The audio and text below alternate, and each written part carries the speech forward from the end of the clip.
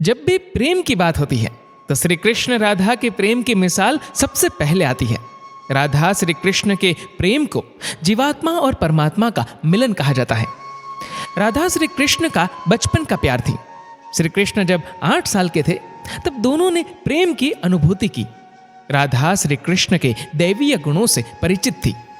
उन्होंने जिंदगी भर अपने मन में प्रेम की स्मृतियों को बनाए रखा। यही उनके रिश्ते की सबसे बड़ी खूबसूरती है। कहा जाता है कि श्री कृष्ण को केवल 2 ही चीजें सबसे ज्यादा प्रिय थी। ये दोनों चीजें भी आपस में एक दूसरे से गहराई से जुड़ी हुई थी। वो है बांसुरी और राधा। कृष्ण की बांसुरी की धुन ही थी जिससे राधा श्री कृष्ण की तरफ खींची चली गई। राधा की वजह से श्री कृष्ण बांसुरी को हमेशा अपने पास ही रखते थे। भले ही श्री कृष्ण और राधा का मिलन नहीं हो सका, लेकिन उनकी बांसुरी उन्हें हमेशा एक सूत्र में बांधे रही। श्री कृष्ण के जितने भी चित्रण मिलते हैं उनमें बांसुरी जरूर रहती है। बांसुरी श्री कृष्ण के राधा के प्रति प्रेम का प्रतीक है। वैसे तो राधा से जुड़े कई अलग अलग विवरण मौजूद है, लेकिन एक प्रचलित कहानी नीचे दी गई है। भगवान श्री कृष्ण से राधा पहली बार तब अलग हुई जब मामा कंस ने बलराम और कृष्ण को आमंत्रित किया। वृंदावन के लोग ये खबर सुनकर दुखी हो गए। मथुरा जाने से पहले श्री कृष्ण राधा से मिले थे।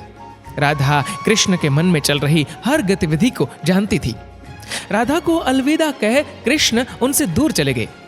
कृष्ण राधा से ये वादा करके गए थे कि वो वापस आएंगे, लेकिन कृष्ण राधा के पास वापस नहीं आए। उनकी शादी भी रुक्मणी से हुई। रुक्मणी ने भी श्री कृष्ण को पाने के लिए बहुत जतन किए थे। श्री कृष्ण से विवाह के लिए वह अपने भाई रुक्मी के खिलाफ चली गई। राधा की तरह वह भी श्री कृष्ण से प्यार करती थी। रुक्मणी ने श्री कृष्ण को एक प्रेम पत्र भी भेजा था कि वह आकर उन्हें अपने साथ ले जाए। इसके बाद ही कृष्ण रुक्मणी के पास गए और उनसे शादी कर ली। कृष्ण के वृंदावन छोड़ने के बाद से ही राधा का वर्णन बहुत कम हो गया। राधा और कृष्ण जब आखिरी बार मिले थे तो राधा ने कृष्ण से कहा था कि भले ही वो उनसे दूर जा रहे हैं, लेकिन मन से कृष्ण हमेशा उनके साथ ही रहेंगे। इसके बाद कृष्ण मथुरा गए और कंस और बाकी राक्षसों को मारने का अपना काम पूरा किया। इसके बाद प्रजा की रक्षा के लिए कृष्ण द्वारिका चले गए और द्वारिकाधीश के नाम से लोकप्रिय हुए। जब कृष्ण वृंदावन से निकल गए थे तब राधा की जिंदगी ने अलग ही मोड़ ले लिया था। राधा की शादी एक यादव से हो गई। राधा ने अपने दाम्पत्य जीवन की सारी रस्में निभाई और बूढ़ी हुई, लेकिन उनका मन तब भी कृष्ण के लिए समर्पित था। राधा ने पत्नी के तौर पर अपने सारे कर्तव्य पूरे किए। दूसरी तरफ श्री कृष्ण ने अपने दैवीय कर्तव्य निभाए। सारे कर्तव्यों से मुक्त होने के बाद राधा आखिरी बार अपने प्रियतम कृष्ण से मिलने गई। जब वह द्वारिका पहुंची तो उन्होंने कृष्ण के रुक्मणी और सत्यभामा से विवाह के बारे में सुना, लेकिन वह दुखी नहीं हुई। जब कृष्ण ने राधा को देखा तो बहुत प्रसन्न हुए।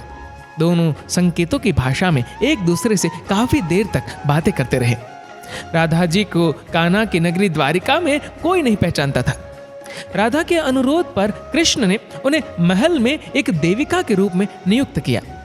राधा दिन भर महल में रहती थी और महल से जुड़े कार्य देखती थी। मौका मिलते ही वह कृष्ण के दर्शन कर लेती थी। लेकिन महल में राधा ने श्री कृष्ण के साथ पहले की तरह का आध्यात्मिक जुड़ाव महसूस नहीं कर पा रही थी। इसलिए राधा ने महल से दूर जाना तय किया। उन्होंने सोचा कि वह दूर जाकर दोबारा श्री कृष्ण के साथ गहरा आत्मीय संबंध स्थापित कर पाएगी। उन्हें नहीं पता था कि वह कहाँ जा रही है, लेकिन भगवान श्री कृष्ण जानते थे। धीरे धीरे समय बीता और राधा बिल्कुल अकेली और कमजोर हो गई। उस वक्त उन्हें भगवान श्री कृष्ण की आवश्यकता पड़ी। आखिरी समय में भगवान श्री कृष्ण उनके सामने आ गए। कृष्ण ने राधा से कहा कि वह उनसे कुछ मांगे, लेकिन राधा ने मना कर दिया। कृष्ण के दोबारा अनुरोध करने पर राधा ने कहा कि वह आखिरी बार उन्हें बांसुरी बजाते देखना चाहती है। श्री कृष्ण ने बांसुरी ली और बेहद सुरीली धुन में बजाने लगे। श्री कृष्ण ने दिन रात बांसुरी बजाई जब तक राधा आध्यात्मिक रूप से कृष्ण में विलीन नहीं हो गई। बांसुरी की धुन सुनते सुनते राधा ने अपने शरीर का त्याग कर दिया। हालांकि भगवान कृष्ण जानते थे कि उनका प्रेम अमर है, बावजूद वे राधा की मृत्यु को बर्दाश्त नहीं कर सके। कृष्ण ने प्रेम के प्रतीकात्मक अंत के रूप में बांसुरी तोड़कर झाड़ी में फेंक दी। उसके बाद से श्री कृष्ण ने जीवन भर बांसुरी या कोई अन्य वादक यंत्र नहीं बजाया। कहा जाता है कि जब द्वापर युग में नारायण ने श्री कृष्ण का जन्म लिया था, तब मां लक्ष्मी ने राधा रानी के रूप में जन्म लिया था, ताकि मृत्यु लोक में भी वे उनके साथ ही रहे। दोस्तों, इस कहानी को लेकर आपकी क्या राय है, नीचे कमेंट करके जरूर बताएगा। और अगर आपको वीडियो अच्छा लगा हो तो वीडियो को लाइक करेगा, शेयर करेगा ज़्यादा से ज़्यादा लोगों तक। और ऐसी ही और भी स्पिरिचुअल कहानियों को सुनने के लिए हमारे इस फेसबुक पेज को आज ही फॉलो करें। धन्यवाद।